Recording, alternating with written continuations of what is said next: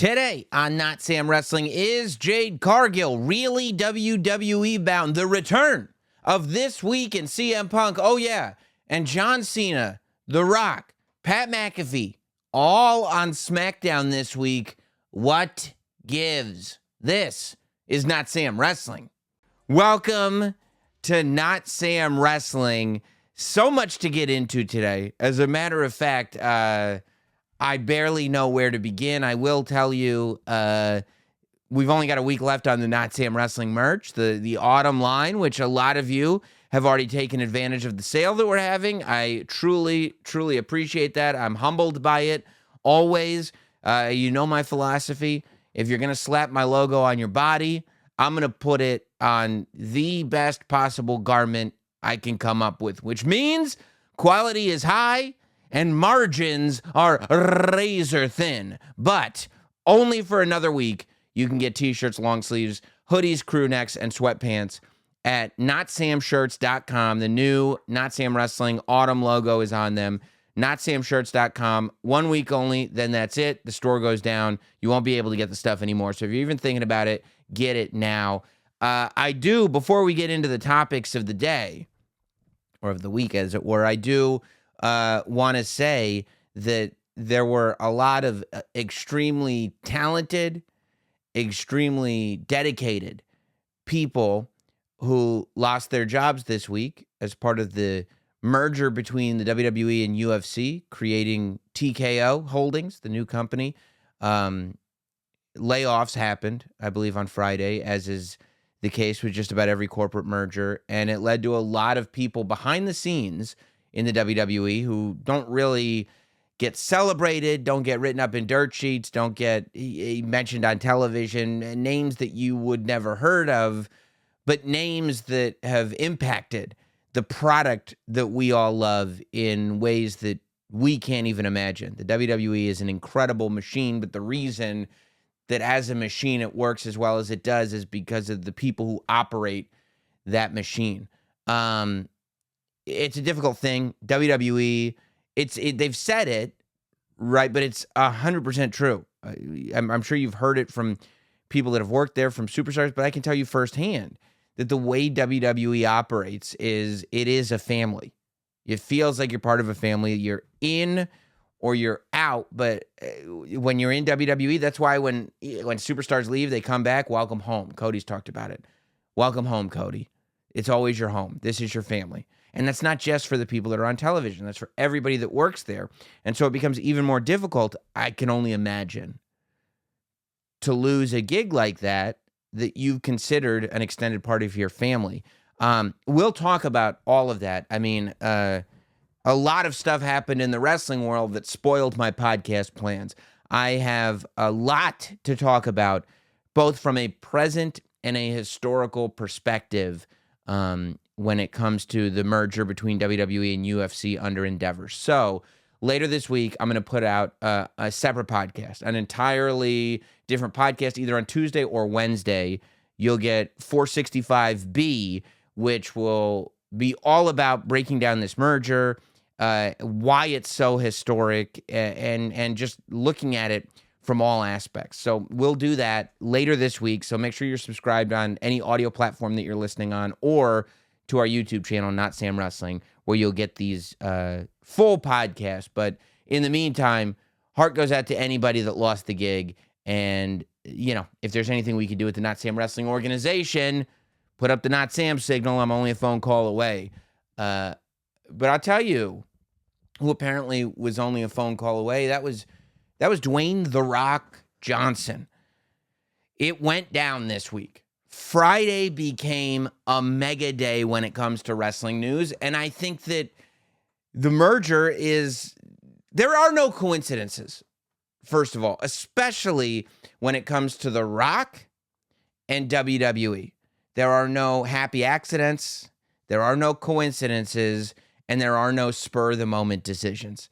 There are intentional events. And everything that we saw on Friday was a series of intentional events. It starts Friday afternoon. Pat McAfee has signed just this incredible deal, which should inspire anybody that works in any form of independent media with ESPN, where the same show that he started in a basement, the same show that he was left to his own devices to figure out himself after he decided to leave Barstool, that same show is now broadcast every single day on the worldwide leader in sports, ESPN. So, and it's only been 2 weeks, but part of Pat's ESPN deal is he also hosts College Game Day.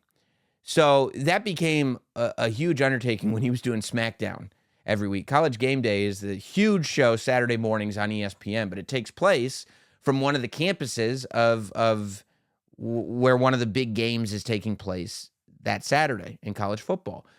So when he was doing Smackdown, he would have to rent a jet and fly private, do his show in Indianapolis, go to Smackdown, and then immediately after Smackdown have to fly to wherever College Game Day was happening.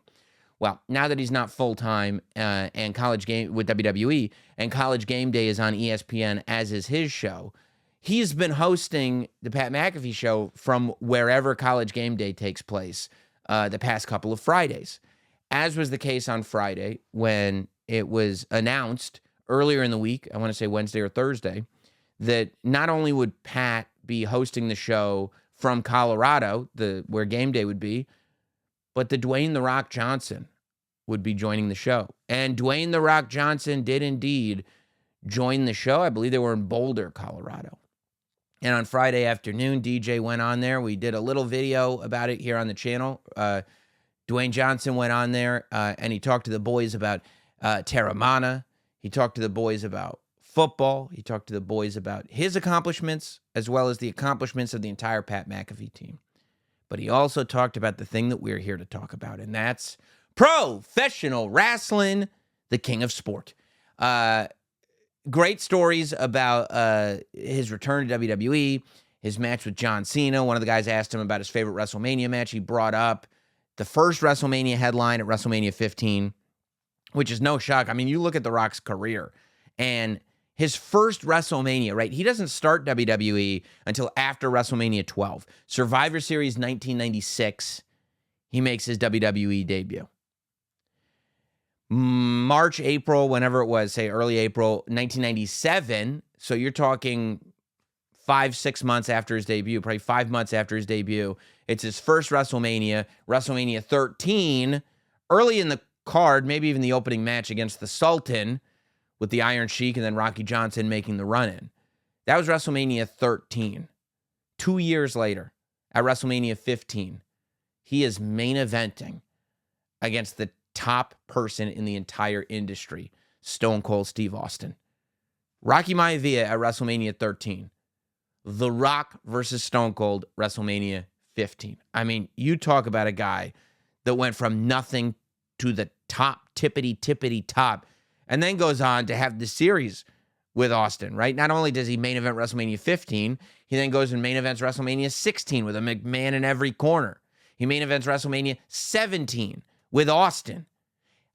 He doesn't close WrestleMania 18, but let's be honest, it was the main event with Hogan.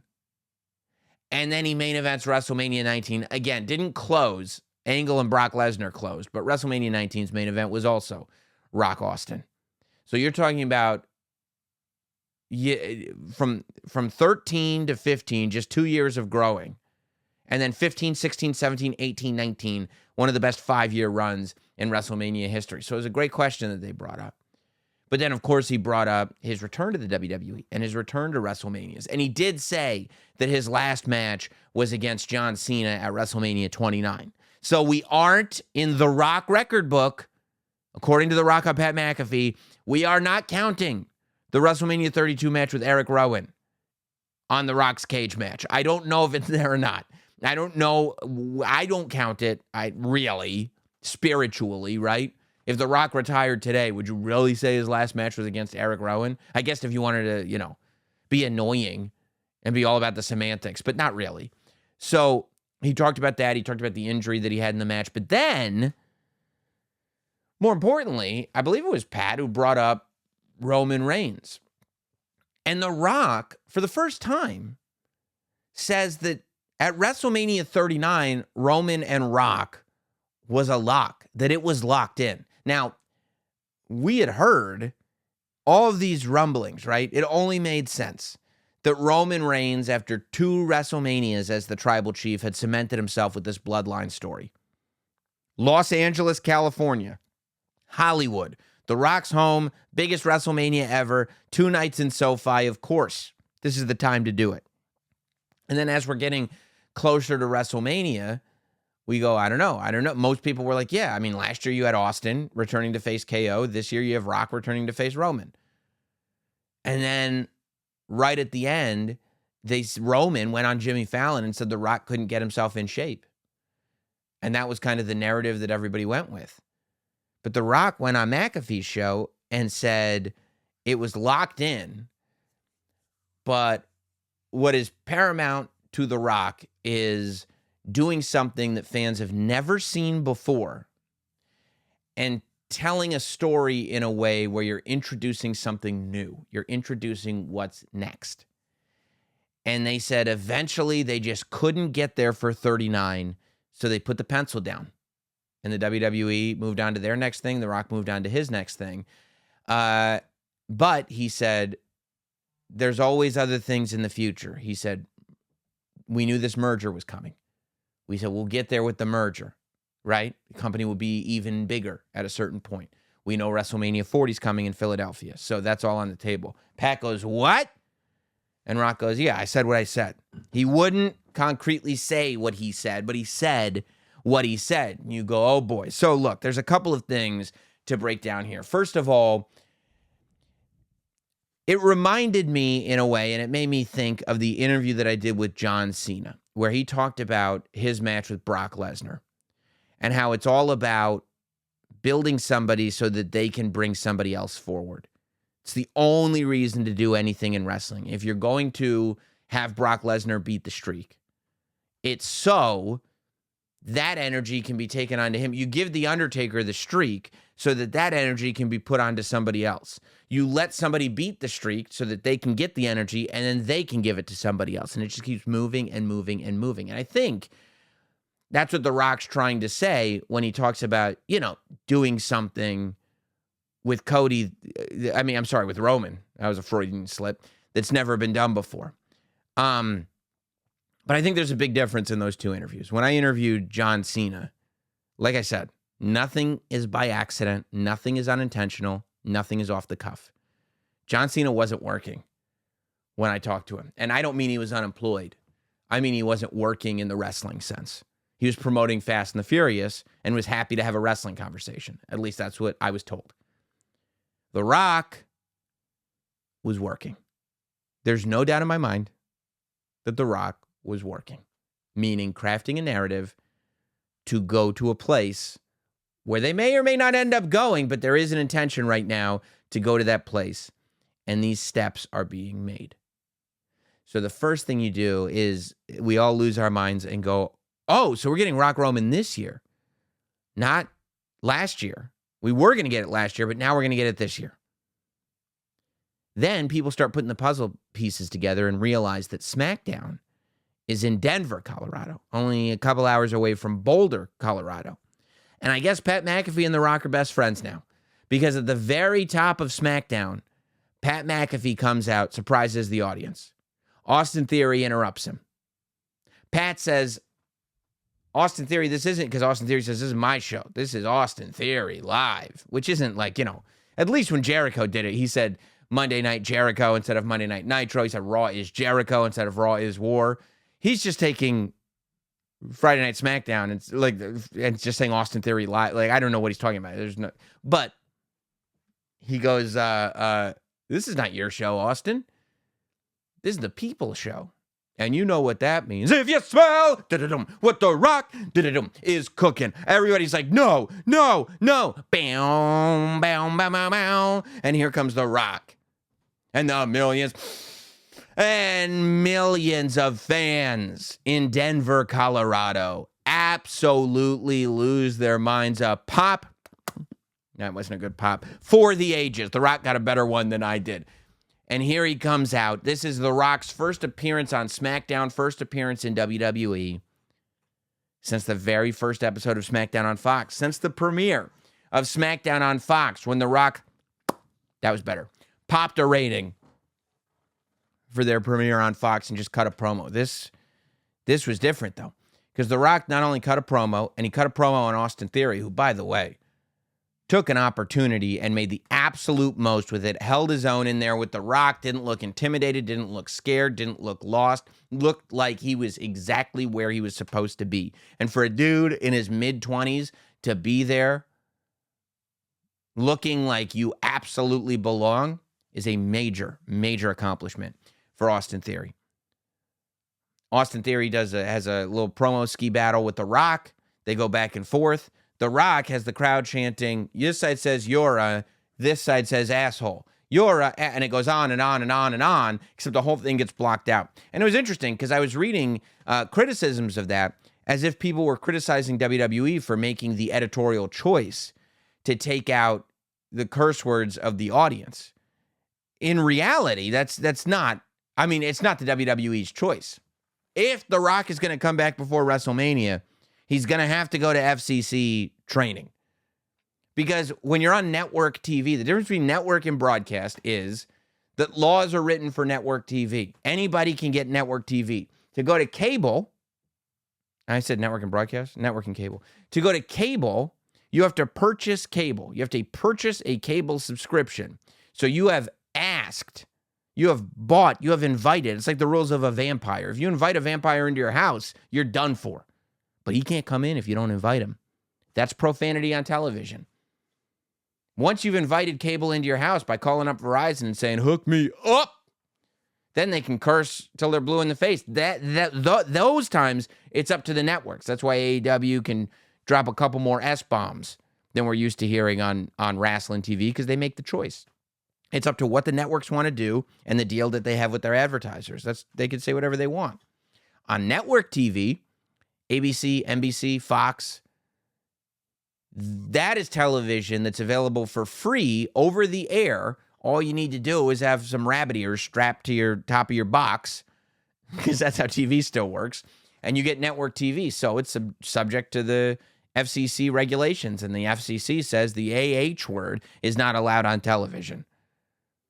So, it was up to either the WWE bleeps out the word, or the WWE has to explain to Fox why there's a 6-figure fine for every Fox affiliate, which means every market that the WWE is in, like on New York, it's Fox 5. In Detroit, it's this channel. In Missouri, it's that channel. In Denver, it's that channel. In Boulder, it's that channel. Every single one of those is subject to 6-figure fines for every instance. And if you've got the crowd saying it over and over and over again, that's a lot of instances. So yeah, it's not about TVPG.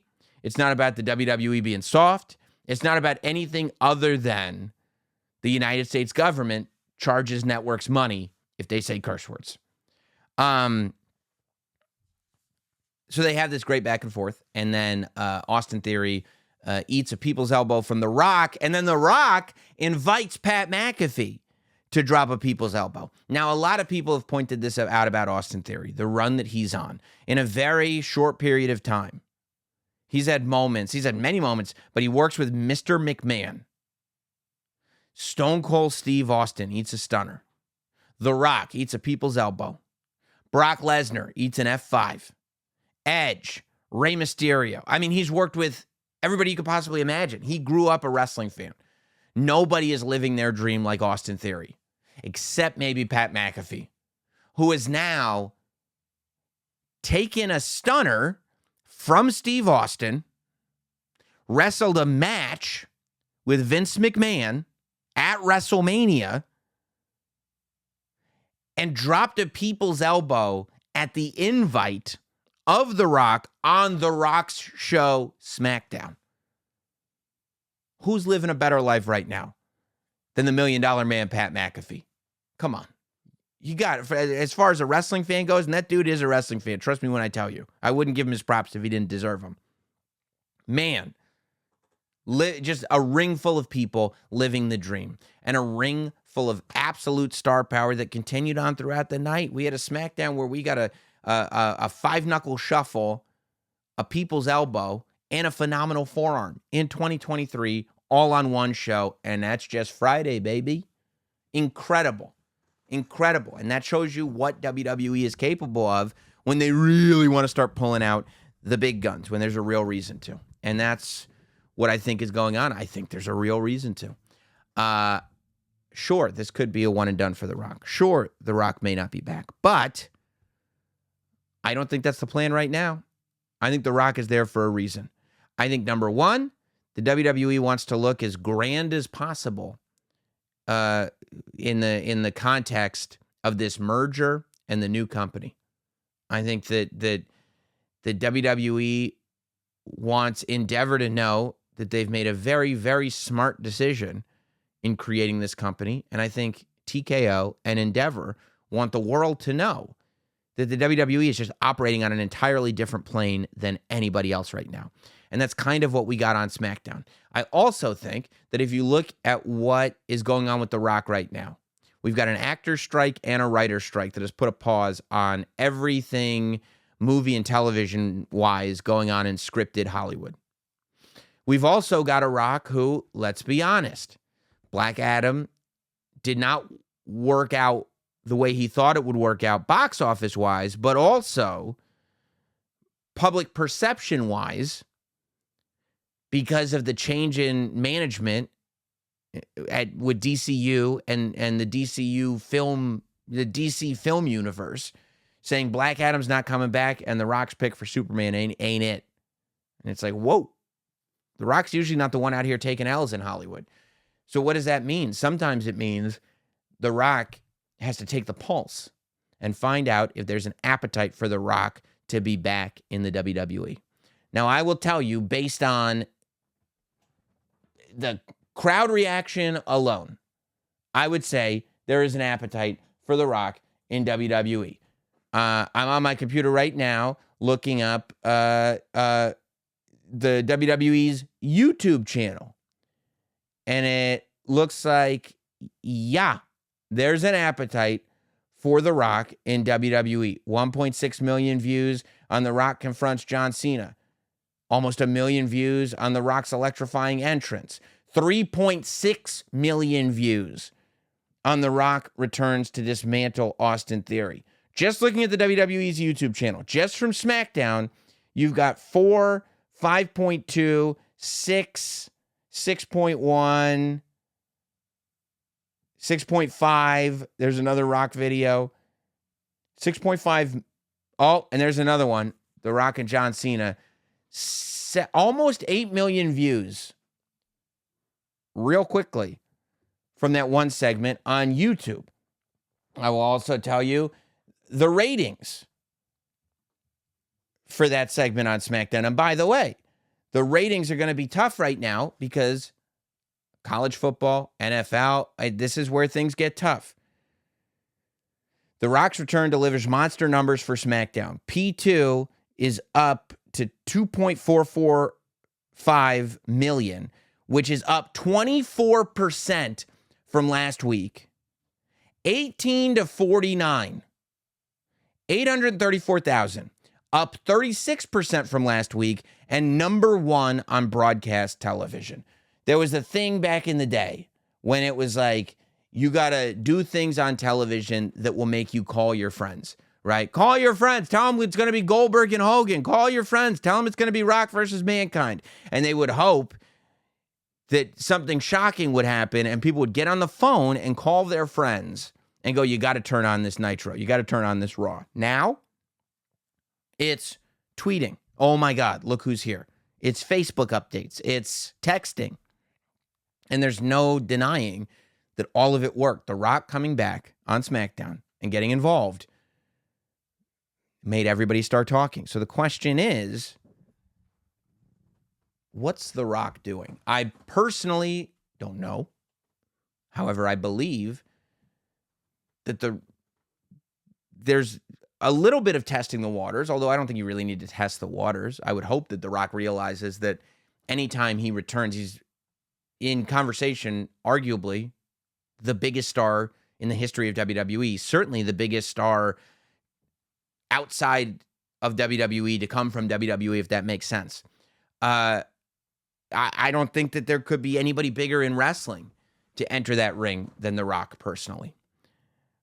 Which is why the question now comes up. Now that the test has been done and The Rock has proven his value, which probably will reflect in what The Rock gets paid going forward, because now there are concrete numbers that if I have access to, you better believe $7 has access to them. But The Rock is looking for, okay, where do I fit in going forward?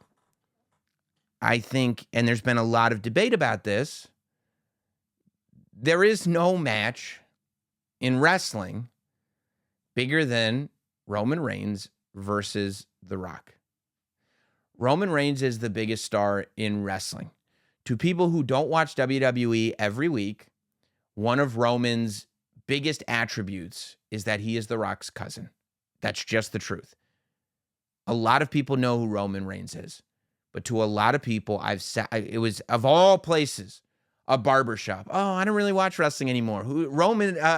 Rock's cousin is the big guy now, right? That is, to me, and it's anecdotal. It's one conversation, but it's a conversation I've heard over and over again. I think, when we had Ian Lara on to do Notsam Wrestling with Comedians. Roman's Rock's cousin, right? Oh, the whole bloodline story. The Anoa'i family. It's all related to The Rock. The Rock is a part of the biggest story and the biggest star in WWE and professional wrestling today. There's nothing bigger you could put on a billboard than Roman Reigns versus The Rock. There's no bigger stadium match than Roman Reigns versus The Rock. And I think that the question comes up, what about Cody Rhodes? What about Cody? I thought we were going to finish the story. I still want the story to finish. And then there's a lot of debate, right? Well, technically, finishing the story is just Cody getting the title. He doesn't have to beat Roman, but then there's another camp that goes, yes, because it's not just about the title. The person who beats Roman, we were just talking about passing along that energy. The person that beats Roman is that person. What did we do for the last 3+ years? Why have we been doing this? To give it to somebody else. Are you arguing that we give it to somebody who's not Cody Rhodes? The clear-cut next guy in the WWE? Well, I think if we could take a step back, it's really interesting that this was so talked about last year, because there were a lot of people, and history has dictated that Cody winning the or Cody winning the Royal Rumble and going to WrestleMania to face Roman Reigns was always the plan. That for a year, it was always the plan Cody was going to face Roman Reigns. Well, apparently, for a lot of that time that Cody was in the WWE, Rock was the plan. Cody was a plan, but Rock was another plan. And I think that, yeah, there may be an idea that we could definitely do Cody versus Roman at WrestleMania. Could, not will. There is no will. You're talking about a show that's in April of 2024. It is September of 2023. We could do that. Doesn't mean we will do it. And then we start moving the pieces around. Well, what are our options? What's the best option? And then where do we place all these other pieces? So there's a few things, right? I mean, last year, the conversation was Rock versus Roman, night 1.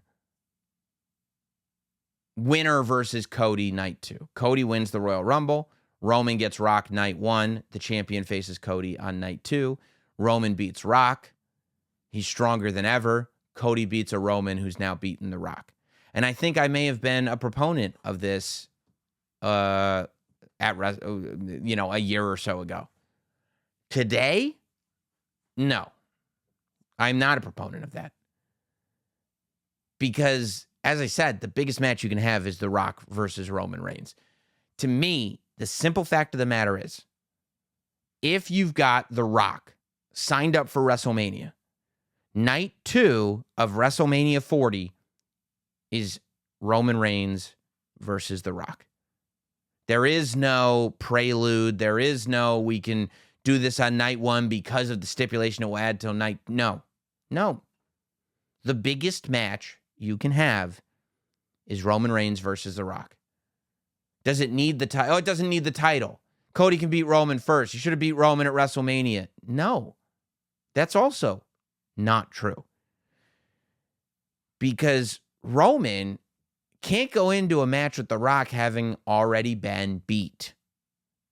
The whole point of Roman versus The Rock is for the head of the table. Once Roman loses the title, once Roman has not been on this unfathomable winning streak for the last several years, that story has entirely changed. You're not doing Roman versus The Rock just because, hey, look at these two big guys. You're doing Roman versus The Rock because of the story that goes along with it. It makes it even grander on scale. And the fact is that you want to bring in The Rock to put him against the very best person in WWE.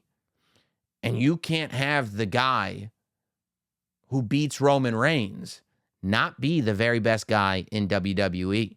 If somebody beats Roman Reigns before WrestleMania, and the main event of WrestleMania is Roman Reigns versus The Rock, well, then you have completely wasted the bloodline win streak. If Roman is not the champion going into the match with The Rock, that's still the biggest match on the show. And that's the argument people make to say it doesn't need to have the title because it's still the biggest match. But if it doesn't have the title, then the person with the title, by your own rules, your own logic, doesn't have the biggest match. So what was the point of letting somebody beat Roman Reigns if they're going to go forward not having the biggest match? Makes no sense at all to me. Now, there's a couple of things that could happen here. Here's the reality. If you've got Roman Reigns and The Rock at WrestleMania, I don't think you've got the Cody moment at WrestleMania. You just don't. You could have a triple threat, Rock, Roman, Cody, but let me tell you something. To me, Rock versus Roman is a bigger match than Rock versus Roman versus Cody. WWE has been knocking it out of the park with storylines. I'm sure that they could change my opinion on that. I'm sure that if that's what they decided to go with, they would make me a believer. But as I sit here right now, Rock versus Roman is the match. So where do you go from there? Well, it depends, right? I think that you could, there's a lot of things you could do. You could do some kind of WrestleMania 9 finish, right? You could have Cody win the Royal Rumble, but for some reason he doesn't get the title shot, and then he asks for his title shot after The Rock beats Roman Reigns. And, comes in like Hogan at WrestleMania 9, beats The Rock, and then The Rock raises his arm as if it was the end of the Royal Rumble with Roman winning, except everybody's cheering instead of everybody booing Roman Reigns. That's possible. Not the best option. I don't think it would inevitably put Cody Rhodes in the best light. If you've got The Rock, which is not unheard of, there is this chance that you've got The Rock, depending on the strike, depending on what The Rock wants to do, depending on what The Rock is promoting, right? The Rock is promoting the XFL. And while that is a lot of work being in charge of the XFL, the fact is that there may be no better promotion for his product than being on WWE television. Right? Maybe. You'd have to ask The Rock. I'm not going to handle The Rock's business for him. He's pretty good at it. But there is this version where The Rock is going to be around for a little bit after WrestleMania, which means maybe The Rock beats Roman Reigns at WrestleMania. Maybe The Rock shows up on Raw the night after. Maybe, okay, how about this? Maybe Gunther beats Cody at WrestleMania. It's Gunther and Cody. Gunther beats Cody. Maybe The Rock beats Roman Reigns. Maybe The Rock shows up on Raw the next night. Cody Rhodes shows up to challenge him, but Gunther takes him out. Maybe Cody's now got to beat Gunther before he can get to the title. And when he finally beats Gunther, he's ready to challenge The Rock. And maybe at SummerSlam, Cody beats The Rock. Maybe he finally becomes the champion. And maybe Roman Reigns has been gone for the last 3-4 months, however long it is between WrestleMania and SummerSlam. And maybe Roman finally shows himself the same way Brock Lesnar appeared for the first time at SummerSlam, shocking Roman Reigns. Maybe Roman Reigns finally comes back at SummerSlam to shock Cody Rhodes, and now Roman chases Cody for the title. Maybe. That's an option. I think the most likely scenario, the most probable option, is that Roman Reigns versus The Rock is going to headline WrestleMania, and Roman Reigns is going to beat The Rock. And Roman Reigns is going to have another WrestleMania. Because if you look at WrestleManias, right, it goes, okay, WrestleMania 37 stacks up Edge and Daniel Bryan. WrestleMania 38 beats Brock Lesnar to unify the titles.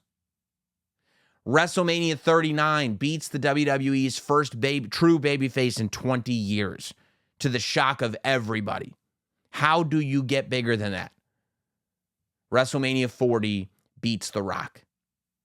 The fact is, I don't know if we'll be able to hang with Cody for another year. It would be really interesting to not get the Cody Rhodes rematch with Roman. Roman and Cody have not touched since WrestleMania 39. It would be very interesting to have to wait more than a year before they touched again. I do think that there is a world where Roman beats Rock at WrestleMania and Cody gets the match with Roman at SummerSlam. I think that this is especially interesting because for Roman's next spot in terms of his ranking, the number of days he's been champion, his reign, the next number to beat is Hogan's number. I think that Roman beats Hogan if he keeps the title past SummerSlam 2024.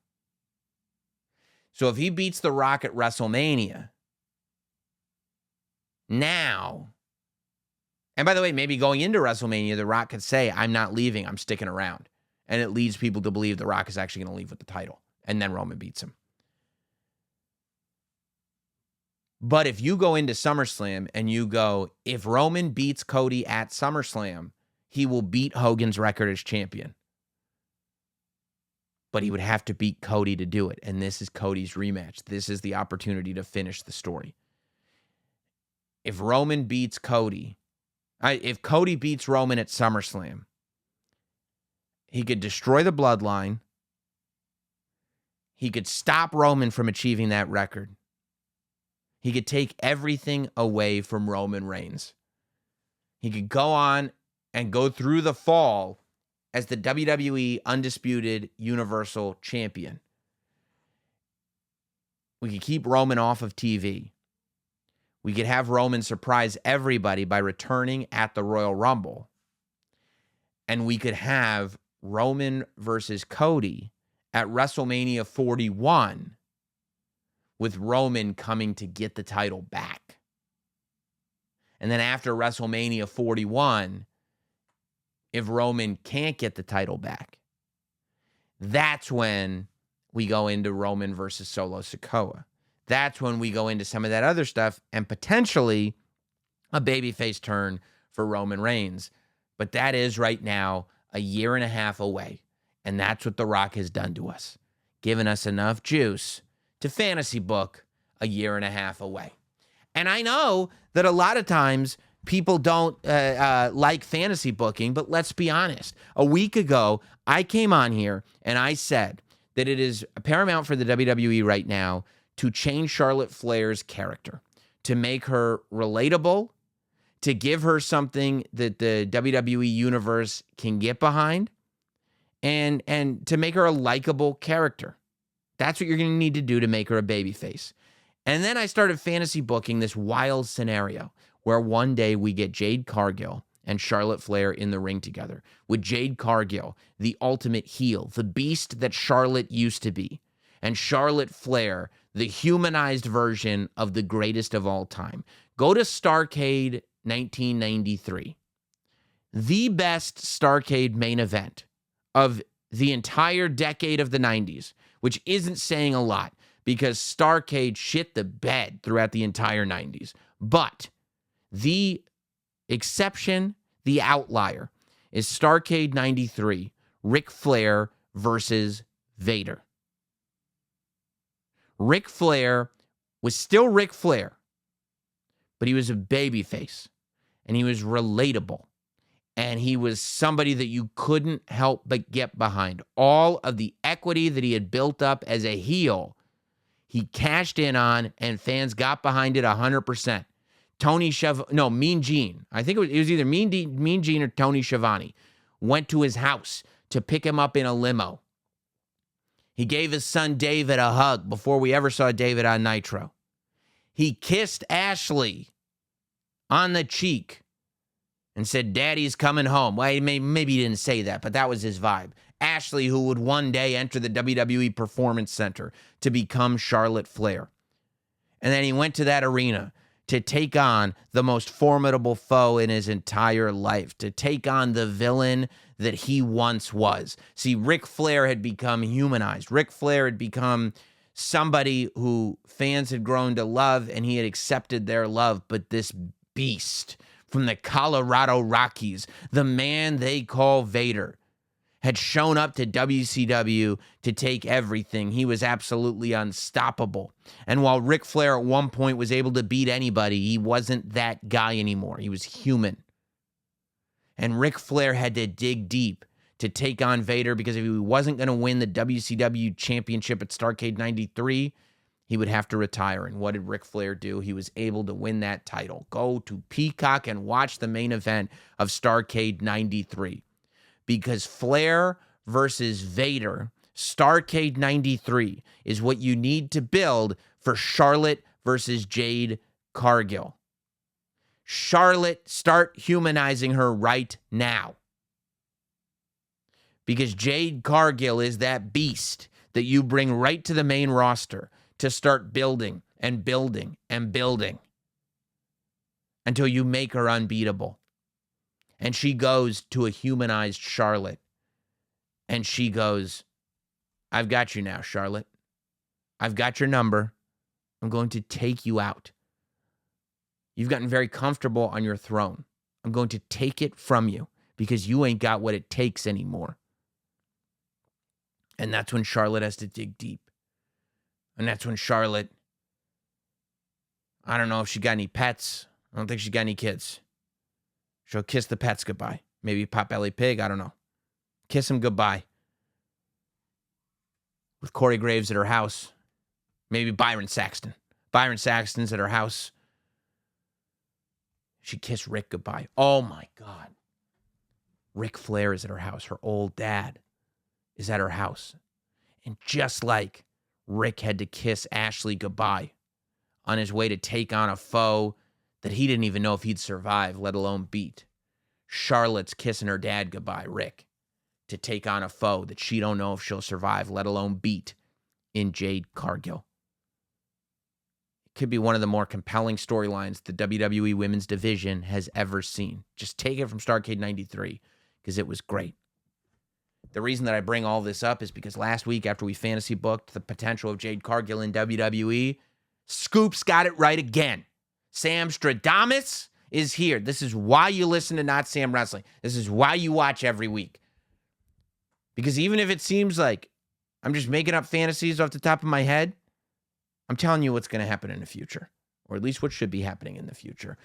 Rumor reports started buzzing. People found out on Wednesday that Jade Cargill got beat clean at the Rampage tapings by Chris Statlander, and that Jade Cargill may or may not be on her way to WWE. As the week went on, it seemed Jade Cargill is on her way to WWE. And as of this weekend, there were reports that she is heading over to the Performance Center as soon as next week. Now, there has been a lot of conversation about what to do with Jade Cargill. Look, you watch that AEW show. Even the people, and there are people that are invested in AEW failing, and those are not good people. I don't know why you would want anything in the wrestling industry to fail. But even those people sit there and go like, yeah, Jade Cargill is clearly a star. WWE is not competing week to week with AEW the way they were with WCW, but they are still competing. I think, paramount to WWE to show everybody, look, Cody was a star in AEW, but this is what it means to be a star in WWE. I think Jade Cargill is the next one. Jade Cargill was a star in AEW. They pushed her to the moon. But this is what it means to be pushed in WWE. Because they want to send out that message to every wrestling fan, every wrestling analyst, every industry analyst, and every wrestler that's in AEW. Even if the money's the same, even if it's a little less in WWE. Look what happened to Cody. Look what happened to Jade. You think that's going to happen here? I think that's the message that the WWE wants to send across, and quite frankly can send across with somebody like Jade Cargill. Jade Cargill is a freaking star. She's a beast. She is as valuable an asset as you could have in the women's division. She's got everything. And people go, well, she's not that good of a wrestler, though. Big deal. Big deal. Who cares? Look, the fact is that there's more than one way to skin a cat. I say that meaning there's no way for me, if I'm in charge of anything in WWE, I'm using whatever voice I have to tell people not to send Jade Cargill to NXT. Jade Cargill should immediately be on the main roster and presented as a massive star. No manager, big entrance, big look, same name, new nickname that we could probably trademark maybe. Maybe, the Diamond Jade Cargill. DDP would be like, whoa, whoa, whoa. I don't know what you would call her. Maybe that's a different meeting. But bring her in and just have her start destroying people. Put her on a path of rage.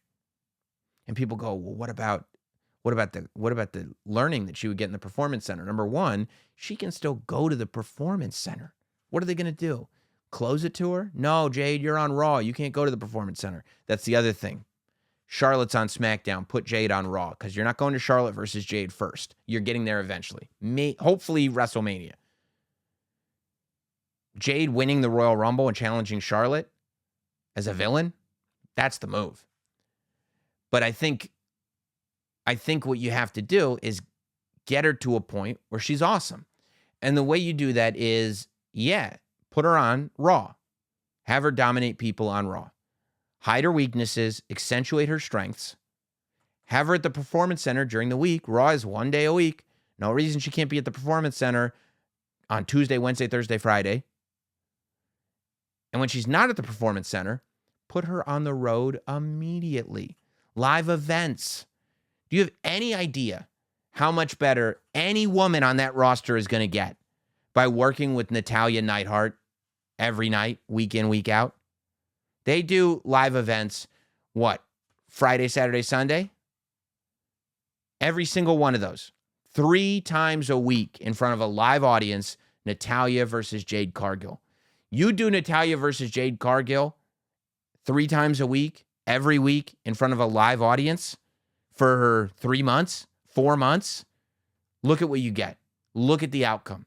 You do that for the rest of the year, and then you put Jade in the Royal Rumble, you're good to go, baby. I believe. And that's, for me, that's what you have to do.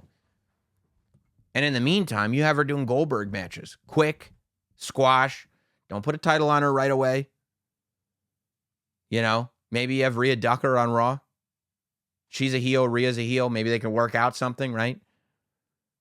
Build up it's not that long till the Royal Rumble anyway. October, November, December. You got 3 months for Rhea to avoid her. You can work that out. Have Charlotte get the title off Io somehow without turning Charlotte heel. It'd be tough. And then Jade challenges Charlotte. Boom. Money. If you like money, that's the way to go for me. But maybe you don't like money. I don't know. Speaking of money, John Cena's back. That's going to make a lot of money. It's going to cost a lot of money, but John Cena is officially back. Like I said, iconic Smackdown opened with Rock.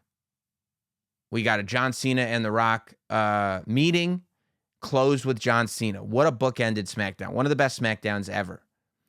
But John Cena on the Grayson Waller effect. Grayson Waller did an incredible job with John, not letting him talk, but not doing it. See, a lot of people just do the Roddy Piper thing, where Roddy Piper pretends he's going to let you talk, then takes the mic away. Brother Love did the exact same thing as Roddy Piper, and then Jerry Lawler did the exact same thing as Roddy Piper and Brother Love, and it goes on and on. I'm not saying that's a bad thing. That's not a criticism. It's just the way it's been done.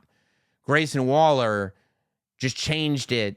Number one, he wasn't holding the microphone, so he wasn't snatching it away. That was always the move. And number two, it was just in his cadence of speech. I thought he did such a wonderful job. But it was Jimmy Uso that came out, had his showdown with John Cena, and then Solo came out like he was going to beat up Jimmy, except instead beat up John.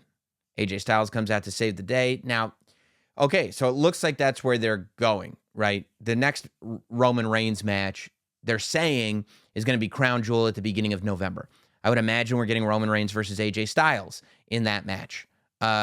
So I guess we're getting Jimmy and Solo versus John and AJ so that you can keep AJ alive with the bloodline and get to AJ versus Roman in November, which, it is what it is. I would have preferred John Cena and LA Knight on a tag team together.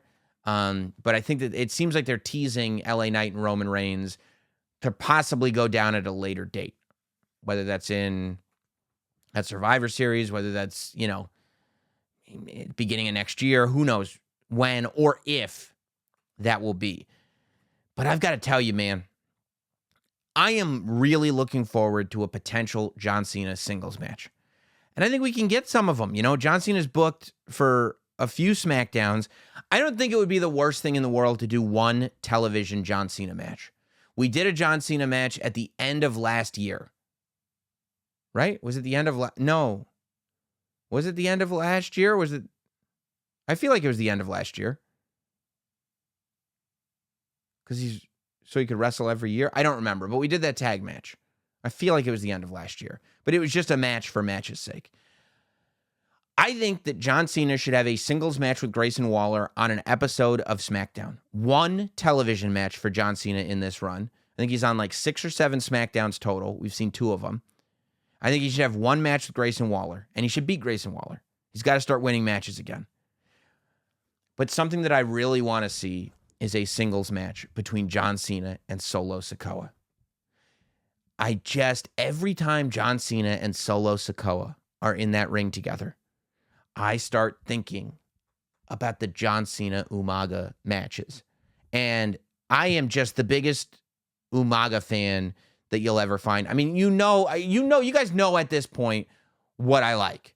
I love Yokozuna. I love Umaga. There is something genetically in that Anoa'i family that allows you to just become a beast of a human being that moves like a cruiserweight. And it's just the greatest thing in the world to me in terms of this thing called sports entertainment. I can't sing the praises of Umaga enough. I think he is one of the most underrated big men of all time. I think Bam Bam Bigelow is severely underrated, but I think Umaga is even more underrated than Bam Bam Bigelow is.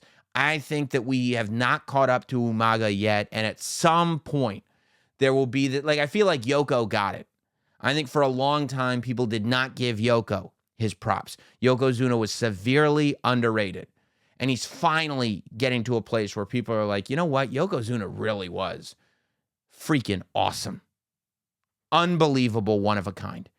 And that might be because people are doing more interviews now. You know, The Undertaker's getting out there and talking about how amazing Yoko was. Everybody who worked with him. I think we're going to get there with Umaga.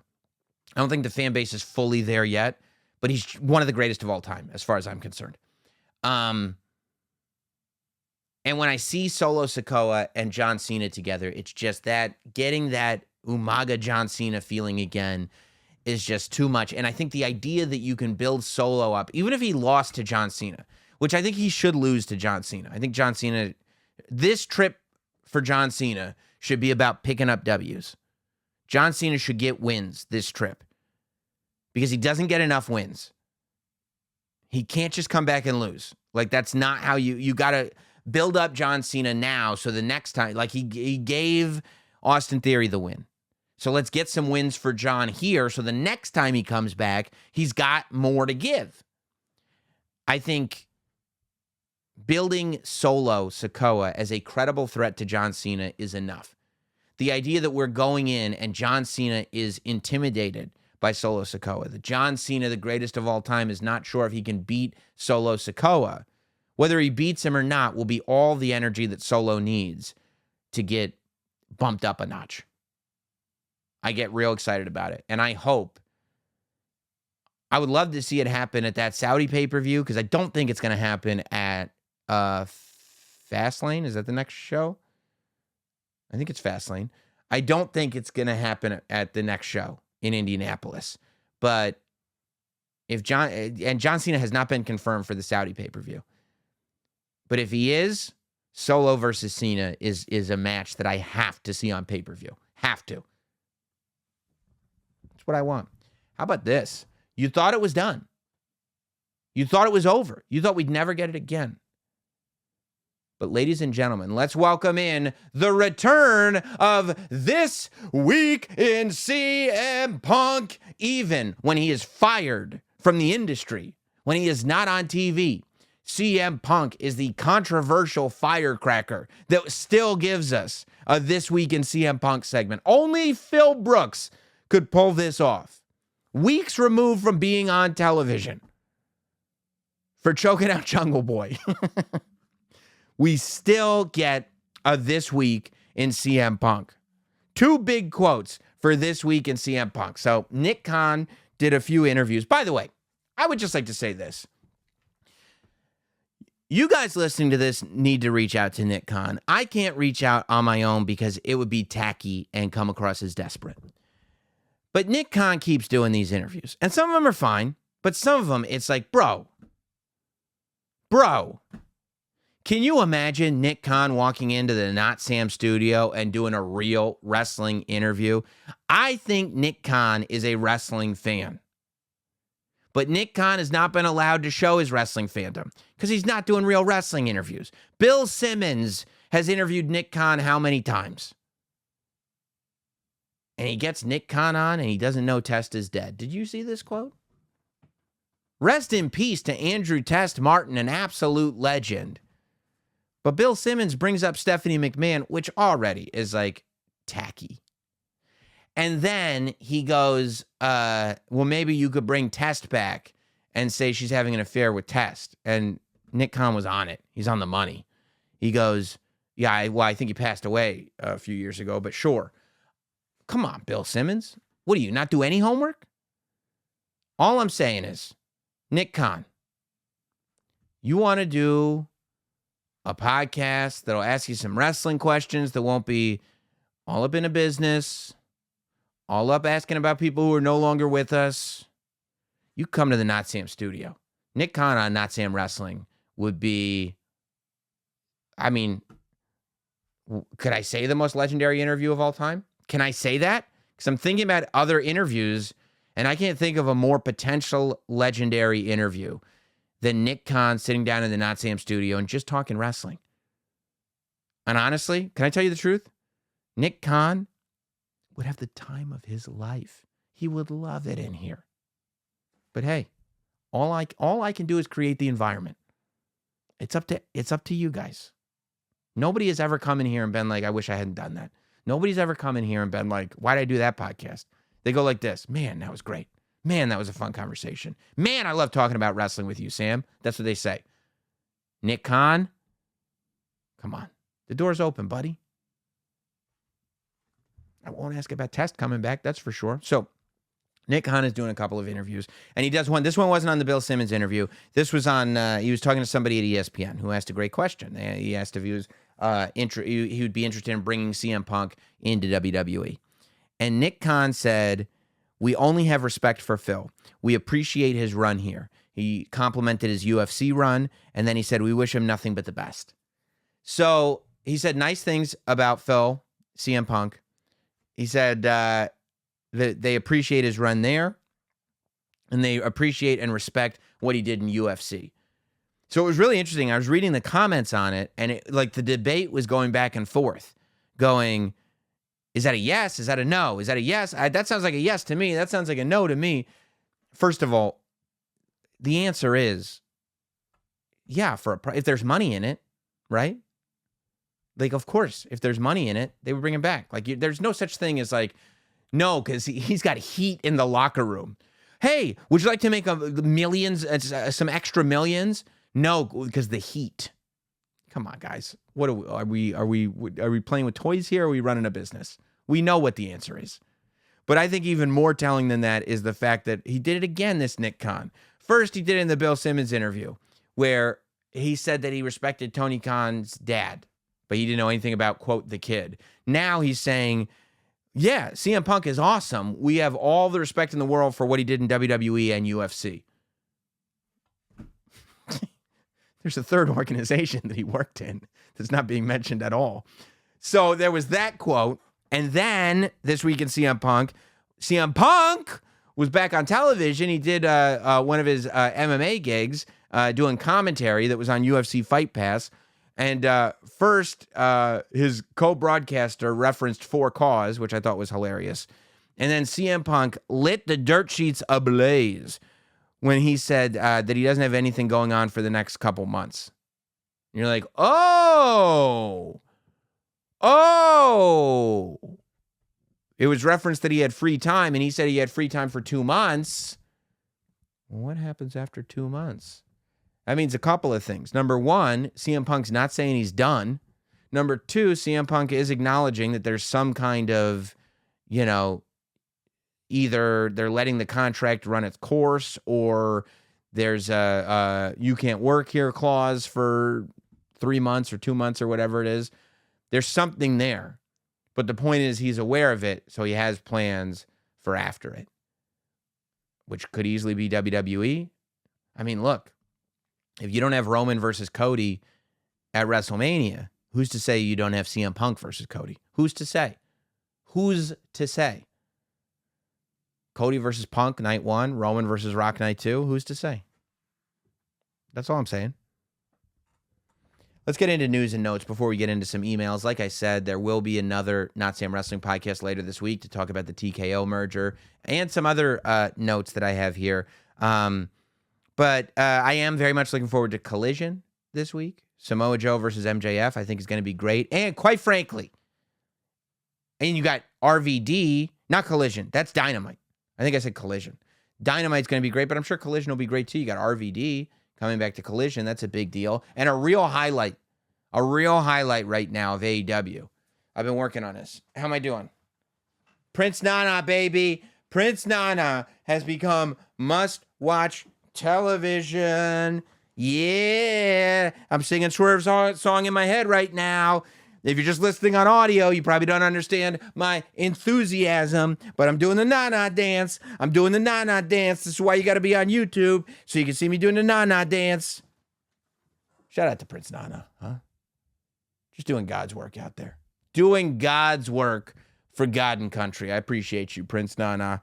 And, of course, Nia Jax. Shocks the world, returns on Monday Night Raw. You almost forgot that was all this week, huh? Nia Jax coming back. Controversial as always. Some people don't like Nia Jax. I think Nia Jax is one of those people who is a heel and just nobody knows where the line is, right? Fans don't understand where the line is. She gets blamed for injuring people, which I think it seems pretty unfair that she gets blamed for injuring people.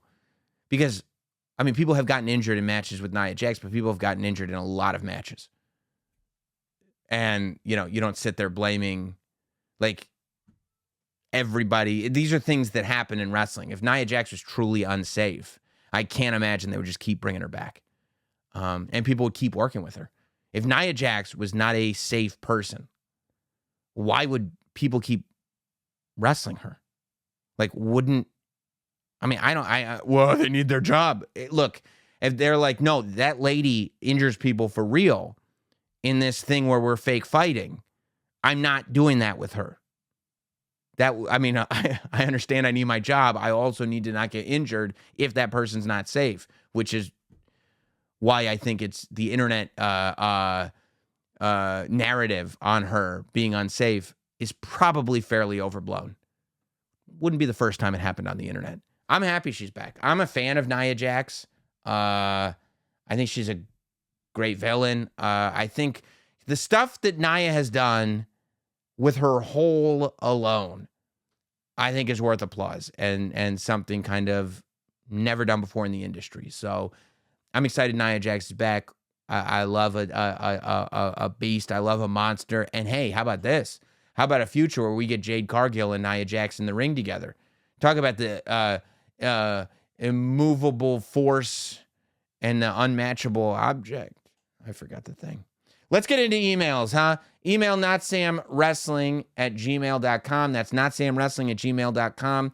I think we're going to save some of these emails for later this week when 465B comes out.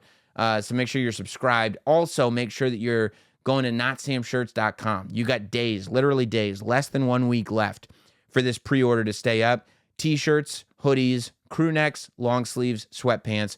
Top quality, comfort colors. Sweatpants are great. Screen printed, no direct to garment, no made to order. No, it's all, I'm wearing it. I've washed this shirt 2 or 3 times. I just got it. It's still perfect, good as new. High quality garments, okay? Quality, high. Margins, razor thin. Watch the product, baby. Watch the product. Riley Davis writes in, Sam, I've been watching the product, and I'm ready to speculate wildly. Well, these are our rules, right? You watch the product, you speculate wildly, and you don't fantasy book Randy Orton. Here's the facts. The bloodline is in tatters, and as you've said, we need a big invading force to reunite the Anoa'i family. 2, Cody Rhodes needs to finish the story, and that will only feel satisfying if he defeats a sufficiently big enough bad guy to do it. 3, the 2023 Rumble Cody was the last man standing by beating Gunther's record-breaking 1 hour and 11 minutes in the ring. Conclusion. I see Gunther losing the Intercontinental Championship before the 2024 Royal Rumble and having Imperium descend on the bloodline. Roman can give Heyman the boot and turn the faction face. Gunther beats Cody at the Rumble, takes the Universal Championship off Roman at WrestleMania 40, build for another year, have Cody beat Gunther at Mania 41. People will complain while it's happening, but I can't help but think the evil German supremacist is a better foil for Cody to beat to become the American Dream. Thoughts? Number 1, he's not becoming the American Dream. He's fulfilling the dream, but he's still going to be the American Nightmare. Number 2, Cody Rhodes is the All-American versus Gunther is the evil German is a little too on the nose World War II for me. And number 3, you're just blowing off the bloodline at the Royal Rumble. Like, you're just like whatever. Gunther beats Cody at the Rumble and takes the Universal Championship off Roman at WrestleMania 40. Like, Gunther's great, but Gunther is not destroy the bloodline great.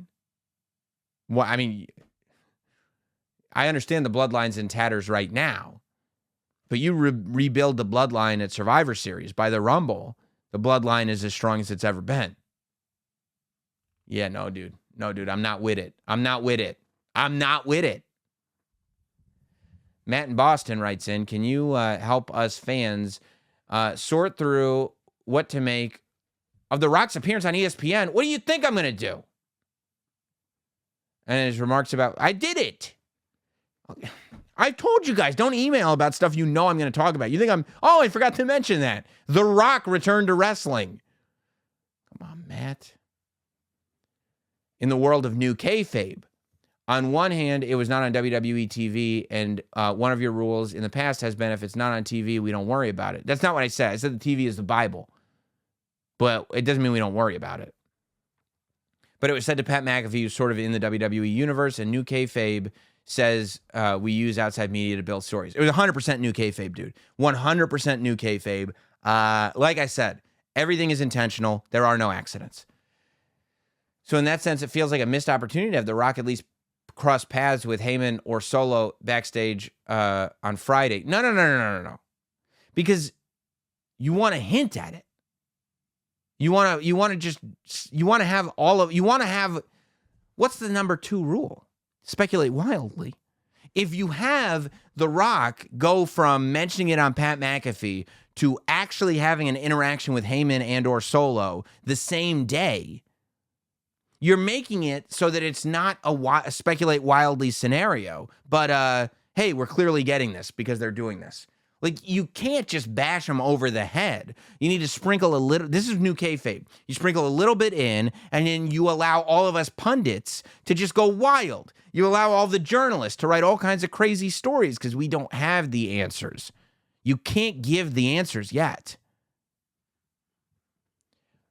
As fans, are we supposed to be aware of what he said to McAfee earlier and wonder where's Roman? It seems like new kayfabe is bumping up against watch the product. Which rule takes precedence? Well, no, it's not bumping up against it. Because if you watch the product, just The Rock being back, just him being there, screams Roman. It's not like you're like, oh, there's so many guys that I'd love to see The Rock face. Nobody more than Roman. Without him interacting with Roman, Roman's the match. He is there with Pat McAfee. Why are The Rock and Pat McAfee getting along so well? Well, The Rock was on Pat McAfee's show today. Well, what did he say on Pat McAfee's show? Let me find that clip. New kayfabe, brother. That's it. Pat and Rock came out together as a unit. Meaning, because there's no context to them being friends on Smackdown. It's not like a wrestling thing. It's a quote-unquote real-life thing. This is new kayfabe. Because then it's like that leads us, if we see The Rock and Pat together as friends on SmackDown, that leads us back to The Rock being on Pat's show. That leads us to The Rock hinting at Roman at WrestleMania 40. That's all we need. Then we can speculate wildly. You're talking about watch the product in new kayfabe. You forgot about the second rule. Speculate wildly. Come on, dude. How many times I got to repeat this? TJ writes in, just a quick thought. When the bloodline finally reaches its end, the only way it can end in a fulfilling way is to do it like Denzel in Training Day, right? Where all the people he has ever done dirty come back and rise up. Oh, I'd love that. King Kong ain't got nothing on me. Oh, okay. Oh, okay. Yeah, no, I'd love it. Is there any way else it could possibly end? Yeah, I mean, you could obviously just have it end with one big moment, one big match. But yeah, I think I would love the Training. That's a great one, TJ. I love that. Because Training Day is one of my favorite movies ever. So yeah. Having Roman get Denzel'd at the end of Training Day, where everybody, and Heyman would have to be the last one. Paul. Oh, you're going to leave me too. You guys ain't nothing without me. Yeah. But who gets to be Ethan Hawke? I guess Cody? Sam, last week someone emailed you asking about your favorite comedy wrestler. You didn't give a list to choose from. I went ahead and gave you a list of some comedy wrestlers. I did not add Doink because clowns aren't funny. They're scary. Austin, I love the way you think already. And the fact that you gave me a list. Okay. Comedy wrestlers. R-Truth, Santino, Heath Slater, Damian Mizdow, or Brodus Clay. Okay. These are good. I'm going to go from the bottom. And this is, those are 1, 2, 3, 4, 5 of the best. So we can even call them top 5 WWE because, I'm not putting somebody at the bottom of this list is not a disrespect. I would go Brodus Clay, then Heath Slater, Mizdow, Santino, Truth. Truth is number 1, Santino number 2, Mizdow number 3, Slater number 4, Brodus number 5. And I may flip Brodus and Slater, but I Got Kids was one of the funniest things ever. Like, just, I got kids, man. I got to do this. Like, so funny. Enzo writes in, Sup, Sam? It's been a while. Hope all is well with yourself and the fam. It's fantastic. I appreciate you, Enzo. I guess Jade Cargill's contract is up in AEW soon. Yeah, I've been seeing and reading rumors. Yeah. I hope so. There's so many potential great matches that can happen between her, Charlotte Flair, Bianca, Rhea Ripley, just name a few. Do you think it will happen? And if so, maybe she debuts at the Royal Rumble. I would debut her as quick as humanly possible. You gotta, you never know what's gonna happen on Raw or SmackDown. Immediately. If you can get her on TV before, the next pay-per-view, get her on TV before the next pay-per-view. I would get her on, not Royal Rumble, because I would want her to win the Royal Rumble. And you have to establish her for a WWE audience, in my opinion. So, yeah, no, I'm all about it. I think it's great. And I think that get her on TV right away. Matt writes in, wondering your opinion on a few pairings and if you prefer them being together or against each other. Sammy and KO. Either way, but I think there's something special about them being together. I think Sammy and KO I prefer together because I believe them together more. When they're against each other, I think they have to work really hard, especially now, to prove that they're really against each other. It would feel too much like two friends doing a wrestling angle. Together, I fully believe it. I love their chemistry. I love their interviews together. So I'm going to stay together. Shawn Michaels and Triple H, I like them against each other because I like Triple H trying to, student becoming the teacher vibe. I always wish there was one more, like right around that Survivor Series where they were in that triple threat match. Like I always wish there was one more breakup of Shawn and Hunter. I like them against each other. Rollins, Reigns, Ambrose, together, honestly. The Shield together is just a magical moment, though. I wouldn't want them to reunite again, but they are magic together. Magic. Undertaker and Kane, I like them opposed. Even though, they've done it, there's only so much you can do, and there's more you can do as Brothers of Destruction. I like them opposing each other. Shawn and Diesel, together. And then Rock and Foley, definitely together. Because, I thought I liked seeing Mankind versus The Rock, but Rock and Sock Connection was just on another level. Rock, you go out there and you win one for the Micker. Who the hell is the Micker? It's just one of the greatest moments of the Attitude Era. Great email. Shay writes in, Sam, hope you had a joyous weekend. I did have a joyous weekend, thank you. I'm here to pitch a ridiculous idea that crossed my mind. I've been seeing rumors saying that the WWE might be adding another title. I saw those rumors. I was thinking with all the current factions, maybe that title could be a trios title. I hope not. I think trios titles are dumb. The Judgment Day are completely decked in gold, and they've been saying they are the most dominant group in WWE while calling out other factions. No, I get, Lashley and the Street Profits versus Bloodline, Sammy, KO, Jay, Judgment Day for the title. Look, I'm not a fan of the trios titles. I think it's much more impressive for a faction of three to have two tag team and a singles than it would be for them to have the trios. I think that AEW, thank God they have the Acclaimed, because I just don't think the trios title has been something. They're trios acts. I love House of Black. I love Malachi and the House of Black. Buddy's been doing great. And Brody King is one of my favorites. I love the House of Black. I love the Acclaimed. I don't care about the trios title. The Elite's incredible. I don't care about the trios title. I can never see myself caring about a trios title. So I hope they do not institute a trios title. They already had to put the tag team title back together. I don't think they need more titles. I truly don't.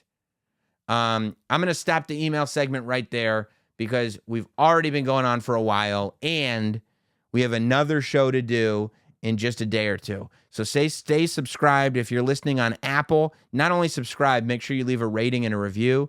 If you're listening on Spotify, leave a rating. And if you're watching on YouTube, comment, subscribe. And if you're not watching on YouTube, come watch on YouTube. Comment and subscribe.